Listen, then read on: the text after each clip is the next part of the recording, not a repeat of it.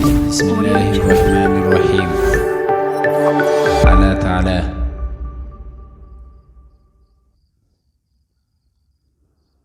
قرآن مجید کا مقصد معلوم ہونے کے بعد ہمارے دل میں یہ خیال عطا ہوگا کہ اللہ تعالیٰ کون ہے۔ سنو، اس کی ذات کا سمجھنا تو عقل کا کام نہیں ہے۔ اللہ تعالیٰ نے اپنے متعلق قرآن میں فرمایا ہے،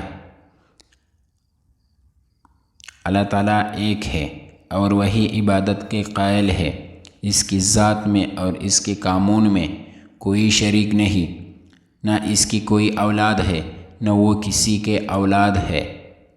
وہ آسمانوں اور زمینوں کا نور ہے، وہ ہمیشہ سے ہے اور ہمیشہ سے رہے گا۔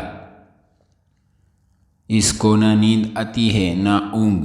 آسمانوں اور زمینوں میں جو کچھ ہے سب اس نے پیدا کیا ہے، بغیر اس کی مرضی کہ کوئی اس کے سامنے کسی کی سفارش بھی نہیں کر سکتا ہے۔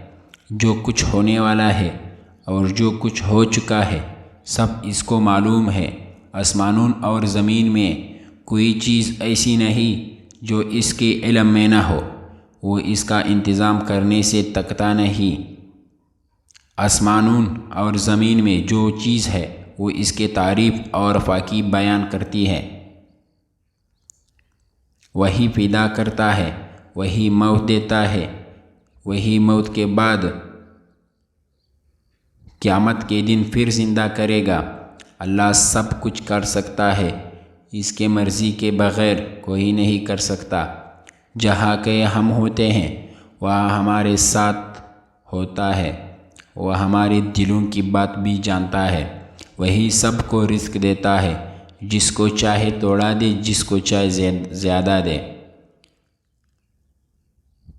سب دوستوں سے گزارش ہے کہ اس ویڈیو کو زیادہ سے زیادہ لائک کرے اور ہمارا چینل کو سبسکرائب کرے۔